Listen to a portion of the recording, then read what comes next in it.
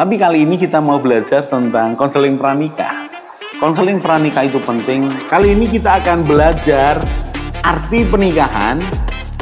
Topiknya adalah tidak ada keluarga yang sempurna. Parenting ini perlu diketahui oleh semua orang, bukan hanya orang tua. Belajarlah menjadi teman yang asik, yang ngobrol, yang menghargai. Family unboxing, membongkar keluarga.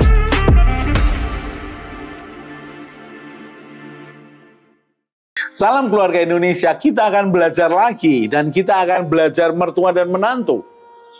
Topiknya adalah mertua otoriter.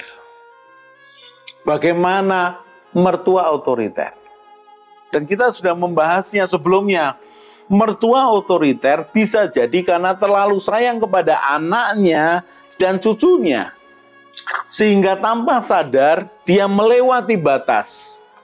Dia mengatur sedikit demi sedikit, apalagi dengan kenyataan bahwa menantunya ternyata masih belajar, masih belum sanggup, masih belum mampu. Sehingga dia merasa harus menyelamatkan anaknya dan cucunya. Dia tidak memberikan kesempatan kepada mereka berdua sebagai orang tua untuk belajar, membangun pernikahan, membangun keluarganya.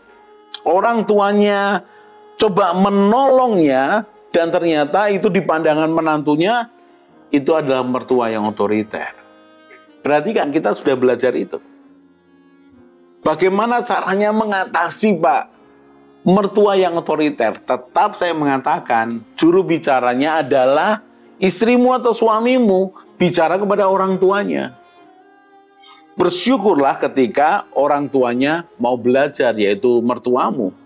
Sehingga mulai menarik diri, mulai menghargai batas, mulai menghargai otoritas, dan memberikan kesempatan kepada kalian berdua untuk membangun pernikahan dan keluargamu. Tapi bagaimana caranya kalau ternyata mertuamu punya banyak alasan untuk campur tangan terhadap keluargamu, rumah tanggamu? Kenapa? Karena engkau ternyata gagal terus-menerus. Kamu sudah mencobanya untuk bicara kepada orang tuamu. Ini jalan keluar sementara yang tidak ideal.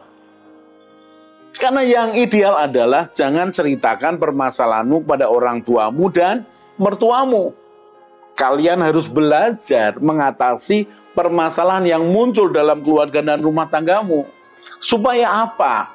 Kalau ternyata kamu ini cerita pada orang tuamu, lalu yang satu juga cerita kepada orang tuanya tentang masalah kecil yang dimana kalian harus belajar. Ternyata sudah terlanjur bercerita, dan kalian itu kemudian sadar, saling menyesali diri, saling memaafkan, saling mengampuni, kemudian rukun. Padahal engkau sudah bercerita kepada orang tua masing-masing. Kalian sudah rukun. Kalian rukun, saling mengampuni, melanjutkan pernikahanmu dengan lebih semangat. Tetapi orang tuamu dan mertuamu tetap sakit hati.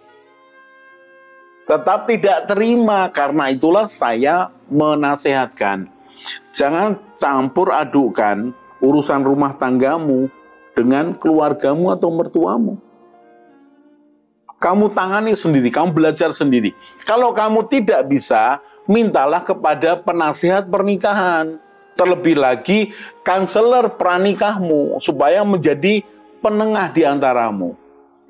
Dan karena ini kanselor pranikah tidak berpihak pada suami atau istri, tapi menyampaikan kebenaran tentang pernikahan, tentang orang tua, tentang menantu, tentang mertua. Cerita apa adanya. Saya berharap begitu. Tapi ini kan ideal. Kalau kenyataannya tidak ideal bagaimana? Ya, cobalah. Di mana saya menyarankan, kalau mertuamu otoriter, karena kamu ini kan sebagai pihak yang lebih muda, bagaimanapun mertuamu kan lebih tua. Dan siapa yang selevel dengan mertuamu? Orang tuamu. Sekali lagi saya harus katakan, ini bukan jalan keluar ideal loh. Ini minta tolong orang tuamu untuk berbicara, tapi dengan banyak catatan loh. Dengan banyak catatan. Bukan kemudian kamu mengadu, kemudian membuat antar besan ini bertikai. Jangan, please jangan. Hanya minta saja, bercerita saja. Kalau ternyata mertuamu ini tidak setuju, minta orang tuamu mundur supaya tidak terjadi pertikaian. Pak, bukankah itu tidak ideal? Iya, tetapi ini bisa dicobalah dengan beberapa catatan. Lalu berikutnya, saya sarankan, berdamailah dengan mertuamu yang otoriter ini. Bagaimana cara berdamai, Pak? Dia terlalu campur tangan. Berdamailah dengan mertuamu yang otoriter. Caranya bagaimana? Yang pertama, bangunlah jembatan komunikasi, persis seperti ketika engkau memiliki akan besan. Perhatikan, bagaimana menjadi damai dengan mertuamu yang otoriter. Kalau engkau sudah mencoba dengan jalan keluar, juru bicara, yaitu pasanganmu dan tidak berhasil.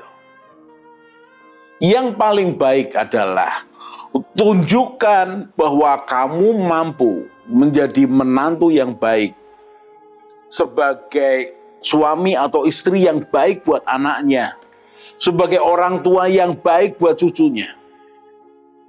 Itu cara berdamai yang sangat bagus, sangat elegan. Karena kamu ini berubah. Dan mertuamu sudah mulai melihat, wah ini berubah nih. Kelihatannya bagus nih. Ada sedikit kepercayaan mulai muncul, karena tadinya kepercayaan hancur. Karena berkali-kali engkau melakukan kesalahan. Jadi cara berdamai dengan mertuamu pertama kali adalah menunjukkan bahwa kamu ini bertanggung jawab. Kamu ini mampu menyelesaikan akan masalah yang muncul. Mau nggak mau seperti itu. Waduh Pak, berarti perlu perubahan besar. Ya perlu perubahan besar dong. Perubahan besar untuk berdamai dengan mertuamu, menunjukkan tanggung jawabmu. Berikutnya apa lagi? Cobalah ajak mertuamu melihat duduk permasalahan yang sebenarnya. Mengapa? Karena bisa jadi mertuamu adalah salah mengerti soal apa yang terjadi dalam rumah tanggamu. Mertuamu diajak lebih dalam lagi, lupa kan beresiko. Sekali lagi, saya menyampaikan yang ideal dalam pengajaran. Tapi semua kita kan mengarah ke sana. Kalau belum mencapai yang ideal, cobalah sesuatu yang belum ideal, lama-lama semakin ideal. Idealnya adalah tidak meminta campur tangan orang tua dan mertua dalam rumah tanggamu. Tapi ini demi berdamai dengan mertuamu. Coba sih bicara dari hati ke hati. Coba sih sampaikan akan permasalahanmu. Siapa tahu mertuamu ini semakin paham. Dan tidak lagi coba memojokkan dan menyalahkan kamu. Tapi bahkan sebaliknya, mulai menolong kamu. Sebagai menantunya untuk bertanggung jawab. Waduh Pak, ini saya mengambil resiko loh ini. Kalau dia semakin otoriter bagaimana Pak? Wah, namanya juga resiko. Kalau dia semakin otoriter, kita akan cari jalan berikutnya. Untuk berdamai. Tapi yang ini dicoba dulu. Coba bicara dari hati ke hati. Coba tanya pendapatnya. Coba munculkan studi kasus tertentu. Bangun komunikasi yang baik dengan mertuamu. Dan coba sampaikan akan halanganmu. Waduh Pak, saya sudah coba Pak. Ternyata tambah otoriter Pak. Apa yang harus saya lakukan ini? Menghadapi mertua yang otoriter seperti ini. Kalau sudah kamu lakukan juru bicara, kamu kalau sudah minta tolong orang tuamu, ini yang tidak ideal ya. Lalu kamu sudah minta tolong dia masuk lebih lagi, dan ternyata dia lebih otoriter. Maka apa yang kamu harus lakukan? Tadi saya katakan yang awal, yang elegan, yang kelihatan bagus, terhormat, adalah kamu menunjukkan sebagai menantu yang bisa dipercaya. Tapi kalau ternyata engkau belum bisa mencapai pada titik menjadi menantu yang bisa dipercaya, yang mampu untuk memimpin, mengelola akan rumah tanggamu sendiri, bagaimana caranya? Bagaimana menghadapi mertua yang otoriter seperti ini? Saran saya, ikutilah gelombangnya. Ikutilah gelombangnya. Tapi jangan selalu diikuti. Sesekali dikatakan tidak. Pak, bukankah itu melawan? Tidak melawan. Karena yang lain kamu nuruti mertuamu. Berarti itu seperti kayak ditarik, dilepas, ditarik, dilepas. Benar. Karena kamu sepertinya sebahasa dengan mertuamu. Tapi dalam kejadian yang lain, engkau mengatakan, jangan Pak, jangan Ma, biar kami belajar. Itu menunjukkan kamu punya tekad. Kamu mencoba lagi. Dan kemudian ketika belum bisa, minta tolong mereka lagi. Terus seperti itu. Ikutilah gelombangnya. Jangan dilawan arusnya. Mau tidak mau.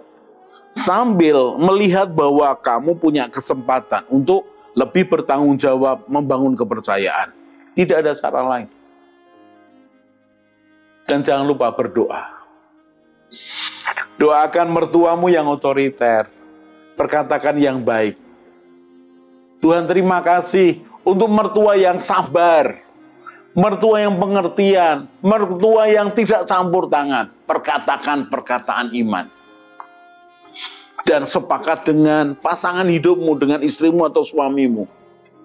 Supaya papa mamahnya tidak masuk lebih dalam dengan memperkatakan perkataan iman. Mau tidak mau. Dan perhatikan, percayalah akan ada perubahan. Percayalah tetap ada harapan. Percayalah bahwa rumah tanggamu dan rumah tangga mertuamu akan bisa terjalin komunikasi dan hubungan yang sehat dan saling menghargai. Pak, bisakah itu terjadi? Sangat bisa. Percaya saja. Dan ingat, bertanggung jawablah sebagai suami yang baik, sebagai orang tua yang baik. Maka mertuamu akan tetap bahagia. Kalau melihat anaknya dan cucunya juga bahagia. Kita akan lanjutkan lagi di segmen berikutnya. Salam keluarga Indonesia. Mari bergabung dalam Keluarga Indonesia dengan cara subscribe channel ini. Di Keluarga Indonesia, kita akan belajar bersama tentang pranikah, pernikahan, keluarga, parenting, mertua menantu, dan juga family unboxing. Jadi jangan lupa share pada teman dan keluarga dan juga subscribe.